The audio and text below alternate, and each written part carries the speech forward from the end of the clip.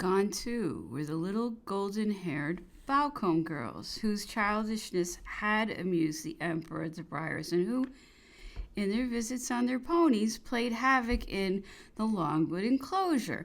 Balcombe had not exactly been expelled from the island by law, but he had been politely told to go. For the moment, the Emperor had no complaint to make.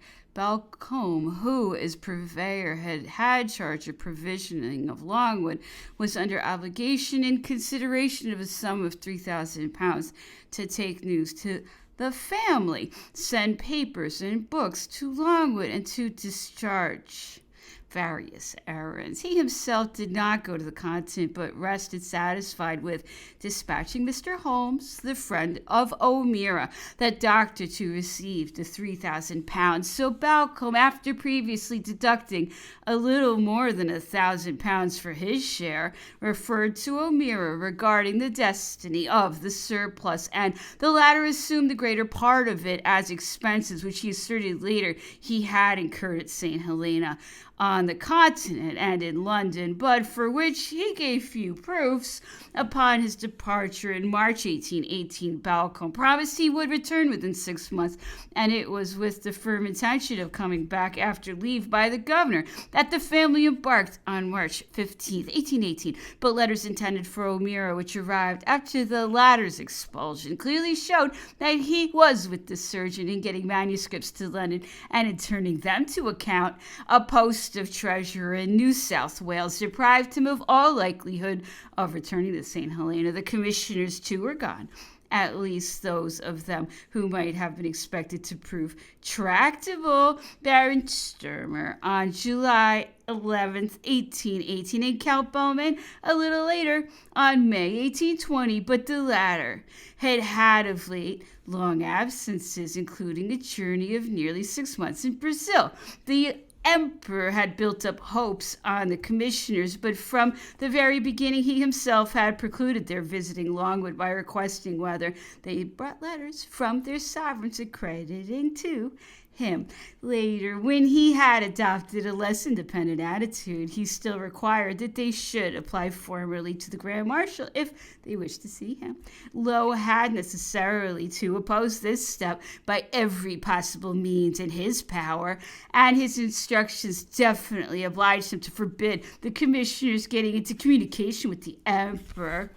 Looking after them gave him as much trouble as supervising his prisoner, and for what he considered one of the most serious infringements, no less a person than the Austrian commissioner was responsible. Those complaints regarding Philip Fell's conduct did not fail to alarm the Austrian government, who considered it intolerable that anyone in Europe should attribute to it some consideration for Napoleon. On March 26, 1817, Metternich wrote to Sturmer that His Majesty energetically disapproves his conduct with Lowe, the tone of his correspondence with the governor, and the statements he had made regarding the gardener, Philip Val.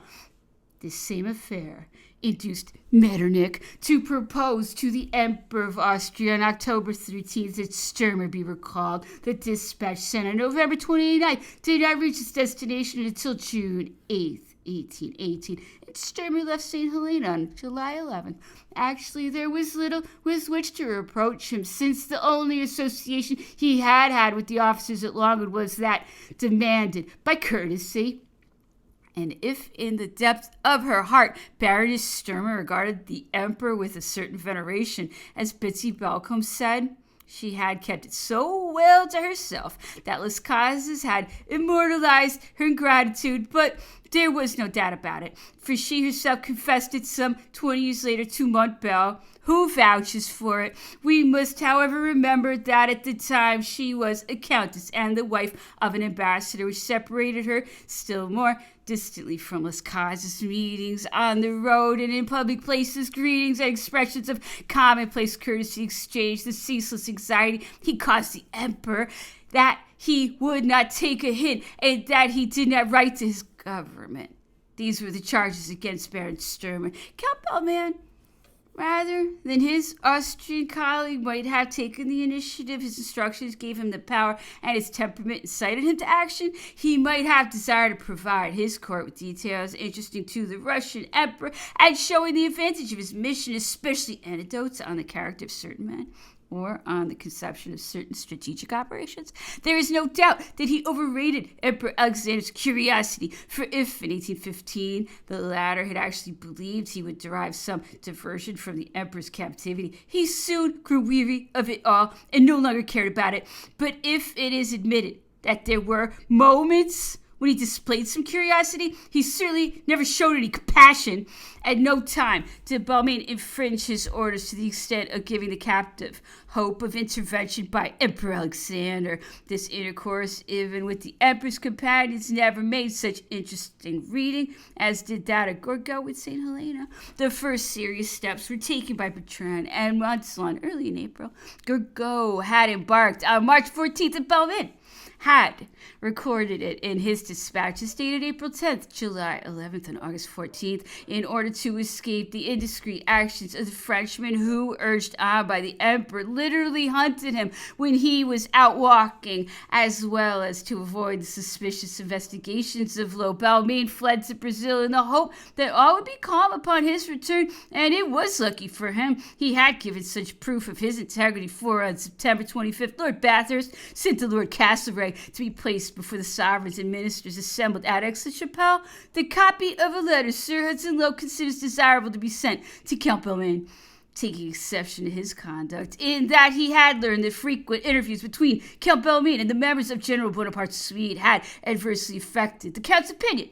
The denunciation in this diplomatic form was as precise as possible. Upon his return from Brazil at the beginning of November 1818, Balmain was inclined to renew his conversations with the Frenchman, but after a consultation with the governor at the beginning of January 1819, he agreed to acquiesce in his wishes and ceased association with them. From that time, he showed himself indifferent to certain attempts at revolt made on the prisoner's behalf against the restrictions of Hudson Lowe. "I frequently go to Plantation House," he wrote on June 18th, 1819, "where I am received with open arms. Dinners, balls, and parties, one after another." The beautiful eyes of Charlotte Johnson had affected Balmain's conversation. At the same time, as Count Levis' dispatches put in him the fear of the Lord. It all finished, as it does in the drama, by a wedding, and the stepfather and the son-in-law agreed how much better it would be for the happy couple to leave for Russia early in May 1820, appointed aide-de-camp